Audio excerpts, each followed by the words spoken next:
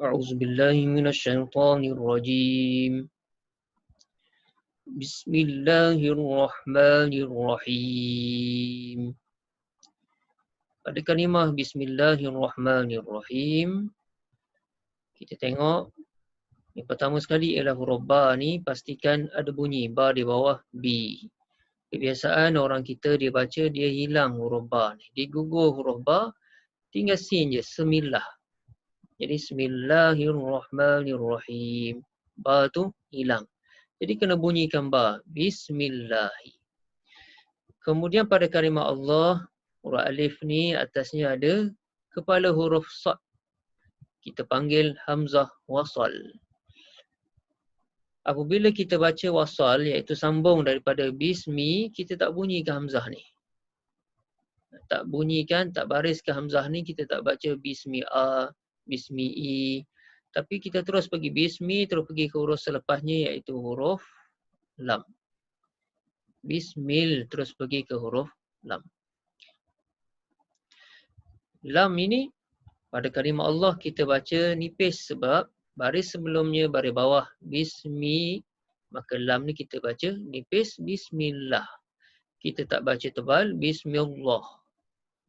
Sebab kita jumpa huruf sebelum lam ni barisnya baris bawah.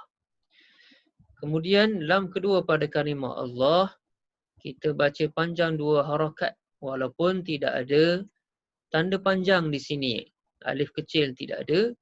Tetapi makruf kita pada kalimah Allah kita akan baca lam kedua ni dengan panjang dua harakat. Allahu, Allahu Akbar, Bismillahi. Walaupun tidak ada tanda panjang di sini. Kerana untuk membezakan antaranya untuk membezakan dengan nama berhala. Iaitu Al-Lata. Kalau eja macam serupa dibimbangi orang keliru ataupun merendahkan nama Allah dengan nama berhala, maka ulama tidak meletakkan pada kalimah Allah ni tidak ada alif kecil itu. Kemudian kalimah seterusnya Ar-Rahmani. Ar-Rahmani atas huruf alif ni jumpa lagi kepala huruf sad. Maka hamzah wasal. Apabila kita baca daripada Bismillahi, kita tak bunyikan hamzah wasal ni. Kita terus pergi ke huruf selepasnya iaitu huruf lam. Bismillahir, terus pergi ke lam. Hukum lamati. Kita tengok huruf lam ni, atas huruf lam ni tidak ada simbol apa-apa. Kan, tak ada simbol apa-apa. Selepas lam ni ada sabdu. Maka lam ni dibaca dengan idgham. Idgham syamsi. Memasukkan ra ni ke dalam lam. Ataupun mengidghamkan ra ni. Jadi kita tak baca Bismillahirrahman, tapi terus Bismillahir, terus masuk ke huruf ra. Sebab dah lam ni mana dia dah diidghamkan. Dah masuk dalam ra ataupun ra dah masuk ke dalam lam. Kemudian Bismillahirrahmani. Rahmani ada huruf alif kecil. Alif saghir, alif kecil, kita perpanjang dua harakat di sini. Bismillahirrahmani. Kemudian Ar-Rahim, Bismillahirrahmanir. Jumpa lagi alif lam. Atas huruf alif ni kepala huruf sad ni hamzah wasal. Apabila kita baca wasal sambung daripada Bismillahirrahmani tu, kita tak bunyikan hamzah ni, tak bariskan dia. Tapi terus saja pergi ke huruf selepasnya iaitu huruf lam. Bismillahirrahmanil, terus pergi ke lam. Hukum lamati, kita tengok atas huruf lam tidak ada simbol apa-apa. Tak ada tanda. Selepasnya ada sabdu. Maka lam ni dibaca dengan idgham. Idgham syamsi. Memasukkan ra ni ke dalam lam. Jadi terus Bismillahirrahmanir. Terus pergi ke ra. Kita tak baca Bismillahirrahmanil. Tapi terus kepada Bismillahirrahmanir. Terus ke ra. Kemudian Rahim. Kita jumpa huruf ya iaitu huruf mat. Pada huruf ya ni tak ada simbol apa-apa. Selepas huruf ya ni ada baris bawah. Bismillahirrahmanirrahim. Kita matikan mim ni sebab kita nak berhenti dekat sini, nak wakaf. Maka kita baca Bismillahirrahmanirrahim walaupun ada baris tapi kita matikannya sebab kita nak wakaf dekat sini. Sebelumnya ada huruf mad. Maka jadilah hukum di sini ma'arid li sukun. Kan? Ada mad bila datangnya sukun. Ni kita yang mensukunkan mim ni. Asalnya mim ni ada baris tapi kita yang sukunkan dia, kita yang matikan dia sebab apa? Sebab kita nak wakaf di sini. Ma'arid li sukun kita boleh baca 2 ataupun 4 ataupun 6 harakat. Okey. Bismillahirrahmanirrahim. Dengan nama Allah yang Maha Pemurah lagi Maha Mengasihani. Ayat yang pertama.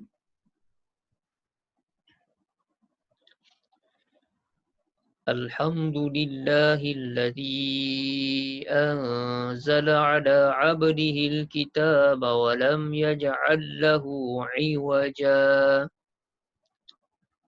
Kita tengok kalimah ayat pertama ini dalam surah Kahfi. Kalimah mula-mulanya Alhamdulillah. Kita dah biasa dah baca Alhamdulillah ni. Antaranya surah Al-Fatihah ada Alhamdulillahi Rabbil Alamin. Pada Alhamdulillah ini, kita boleh tengok atas surah Alif ni, tak ada baris. Yang ada ni simbol kepala huruf Sad. Hamzah wasal. Hamzah wasal. Wasal kalau baca daripada sebelum ni. Daripada Bismillahirrahmanirrahim ni. Kalau kita wasal, kita sambung, kita tak bunyikan Hamzah ni. Kita baca Bismillahirrahmanirrahim. Alhamdulillah.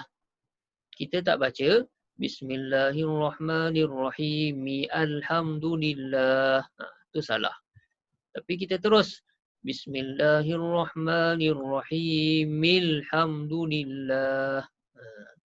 Itu kalau kita wasal, kita sambung daripada sini. Kalau kita wakaf, kita berhenti. Kita berhenti Bismillahirrahmanirrahim. Berhenti sini. Kita nak start dekat sini, kita akan baca dengan baris apa? Baris atas. Sebab alif lam, bila jumpa alif lam, kita akan baca hamzah ni dengan baris atas. Kita tak baca il, ul, tetapi hanya al. Kita baca Alhamdulillah. Hati-hati pada huruf lam mati, jangan kita lantunkan dia. Nanti jadi alham, tapi alham. Okay, kita tengok Alhamdulillahi. Alhamdulillahi pada kalimah Allah ni, pada lam kedua kita akan baca panjang 2 harakat di sini. Walaupun tidak ada alamat panjang, tak ada alif kecil, tak ada. Tapi makruf, kita maklum pada kalimah Allah kita akan baca panjang 2 harakat di sini. Jadi Alhamdulillahi. Kemudian kita jumpa lagi hamzah wasal kat sini. Apabila wasal sambung daripada sini, daripada Alhamdulillahi, kita tak bunyikan hamzah tu tapi terus pergi ke huruf selepas hamzah ni iaitu huruf lam. Akan terus pergi ke huruf lam, illahil, terus ke lam. Lompat sini. Lompat. Hillazi. Pada allazi, kita pun jumpa huruf mad iaitu huruf ya. Huruf mad ada 3, alif ataupun waw ataupun ya yang tidak ada baris. Jadi dekat sini kita jumpa huruf ya yang tidak ada baris. Atas ya ni bukan baris, tetapi ini ialah simbol ataupun alamat mad, kita kata tanda mad. Bila kita jumpa tanda mad ni, tanda macam ni, maksudnya kita akan baca panjang. Panjang lebih daripada 2 harakat. Dekat sini kita nak baca berapa panjangnya, kita tengok dia jumpa apa. Huruf mad ni jumpa apa. Dekat sini huruf mad ya ni dia berjumpa dengan hamzah pada kalimah yang lain. Kalimah yang baru. Maka hukum tajwid di sini namanya ialah mad jaiz munfasil. Huruf mad iaitu ya bertemu dengan hamzah dalam dua kalimah yang terpisah. Maka kita panggil kat sini mad jaiz munfasil. Nak baca panjang mana mad jaiz munfasil? Mengikut wajah bacaan kita, mazhab kita Imam Hafs Tariq Asy-Syatibi, kita akan baca dengan 4 harakat. Jadi kat sini ada baca 4, ada baca 5, ada mazhab yang baca 2, imam qiraat yang baca 2. Tetapi kita ikut Tariq Imam Syatibi akan baca dekat sini, kita baca dengan 4 harakat. Jadi alhamdulillahillazi anzala. Pada anzala kita tengok huruf nun mati jumpa huruf zai. Atas huruf nun tak ada tanda apa-apa, kosong. Tak ada tanda apa-apa. Nun mati jumpa huruf zai. Jadi kat sini hukum tajwid kita panggil hukum nun mati. Nun mati jumpa huruf zai hukumnya ighfa hakiki. Huruf ighfa hakiki ada 15, salah satunya ialah huruf zai ni. Maka kita akan baca ighfa. Ighfa ni apa dia? Sembunyi ataupun sama-sama ataupun takut. Apa yang sama-sama? Bunyi nun mati ni tak jelas. Kalau jelas, an tu jelas. Lidah kita naik ke lelangit atas. Hujung lidah kita naik ke lelangit atas. An. Itu izhar. Kat sini dia dah ighfa, dia dah sama-sama. Maka kita jangan bagi lidah kita tu kena ke lelangit atas. Disertai dengung 2 harakat. Jadi anzala. Bukan anzala. Tu kena ujung lidah kena lelangit atas. Itu bukan takut lagi, dia berani. Izhar, menzahirkan diri dia.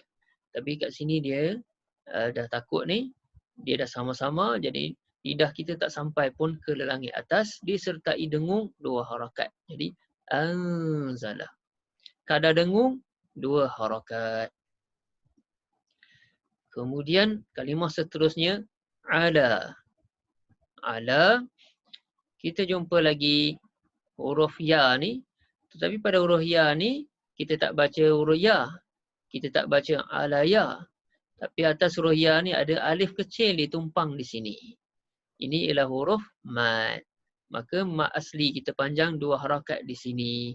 Ala, panjang 2 harakat. Kemudian kalimah seterusnya abdihi. Abdihi. Hati-hati huruf ain, beza a dengan a. Kat sini huruf ain, a dekat sini. Ala abdihi. Huruf ba yang mati ni, pada kalimah ba yang mati ni kita akan lantunkan dia. Kat sini kita panggil qalqalah. Huruf qalqalah ada 5, ba, jim, dal, qaf, ta. Boleh buat sifir baju dah kotor. Ba, jim, dal, qaf, ta. Kat sini huruf ba. Kalau sifir lain boleh buat qatu bin jadin. Okey. Jadi lantunkan ab. Kita lantun sikit je, tak payah berdiri sangat sebab ba ni duduk di tengah-tengah kalimah. Jadi abdihil. Abdihil jumpa lagi alif lam. Atas huruf alif ni ada kepala huruf sad, simbol bagi hamzah wasal. Okay, ketika wasal sambung daripada ala abdihi ni, kita pun tak bunyikan hamzah ni, tapi terus pergi ke huruf selepasnya iaitu huruf lam. Kan? Terus pergi ke huruf selepasnya iaitu huruf lam. Abdihil, lompat ke lam. Lompat ke lam. Pada kalimah lam ni, lam mati. Hukum lam mati. Atas huruf lam ni ada tanda sukun. Atas huruf lam ada tanda sukun. Selepas lam, tak ada sabdu. Maka lam ni dibaca dengan izhar. Izhar qamari. Akan menjelaskan sebut huruf lam ni. Abdihil. Ujung lidah naik ke langit atas tu. Lam tu jelas kita sebut. Abdihil. Kitabah. Kitabah jumpa atas dekat ta ni ada alif kecil, huruf mad asli. 2 harakat kita panjang. Abdihil kitabah. Kemudian kalimah seterusnya walam. Walam kita jumpa hukum mim mati. Mim atasnya ada alamat sukun. Tanda sukun ni separuh bulat ni. Ini kita panggil sukun. Kan? Ataupun popular di tempat kita panggil huruf mati. Yang ada baris ni huruf hidup. Ini huruf mati. Jadi sukun ni hukum mim mati. Mim mati jumpa apa? Jumpa huruf ya. Apabila huruf mim mati yang bertemu dengan selain daripada ba dan mim, kat sini dijumpa apa? Ya. Selain ba dan mim, hukumnya dibaca dengan izhar. Dan cara yang lain kita nak kenalnya, kita tengok atas huruf mim ni ada alamat sukun. Diletakkan tanda sukun. Maka mim ni dibaca dengan izhar. Nama hukum kat sini izhar syafawi. Izhar ni menzahirkan jelas dan terang kita sebut huruf mim mati ni. Tidak ada dengung. Sebut jelas-jelas. Walam. Tutup mulut. Sebut jelas. Walam yaj. Walam yaj. Kemudian yaj. Huruf jim mati. Lantunkan qol-qolah dekat sini. Baju dah kotor tadi. Bajin. Ni huruf jin. Jadi lantunkan yaj. Yaj. Walam yaj. Walam yaj'al lahu. Kat sini kita pun lam jumpa lam. Huruf serupa. Kita pun idghamkan kat sini. Huruf pertama mati. Huruf kedua ada baris. Jadi kat sini idgham. Utama silain. Huruf serupa. Kan? Jadi yaj'al lahu. Dan hati-hati tak ada dengung dekat sini. Jangan lama sangat. Jangan yaj'al lahu. Bukan. Tapi terus sahaja yaj'al lahu. Okey. Kemudian lahu kita jumpa huruf ha bulat. Ataupun ha bulat ni kita panggil juga ha domain. Domain ni kata ganti nama. Jadi ha domain ataupun kita sebut ha bulat lah ni. Satu lagi ha simpul. Ni ha bulat. Selepas ha ni ada huruf mat waw kecil. Ada huruf waw kecil. Huruf mat. Kita tengok selepas ni ada hamzah tak ada? Tak ada. Jadi pada ha domain, ha bulat ni, dekat sini kalau kita baca sambung, hukumnya ialah mat silah qasirah. Panjang 2 harakat. Huruf mat ni, waw kecil ni. Mat berlaku, panjang berlaku kalau kita baca silah. Silah tu sambung. Sambung. Lahu iwaja. Sambung. Panjang 2 harakat. Lahu iwaja. Tapi kalau kita tak sambung, kita wakaf. Berhenti. Kalau kita wakaf, mat tak ada. Kalau wakaf dekat sini, walam yaj'allah. Matikan ha domain ni. Kita tak matikan dengan walam yaj'allahu. Bukan. Tapi matikan dekat sini. Walam yaj'allah. Matikan. Kalau kita sambung, silah sambung. Biasa dengar kan silaturrahim.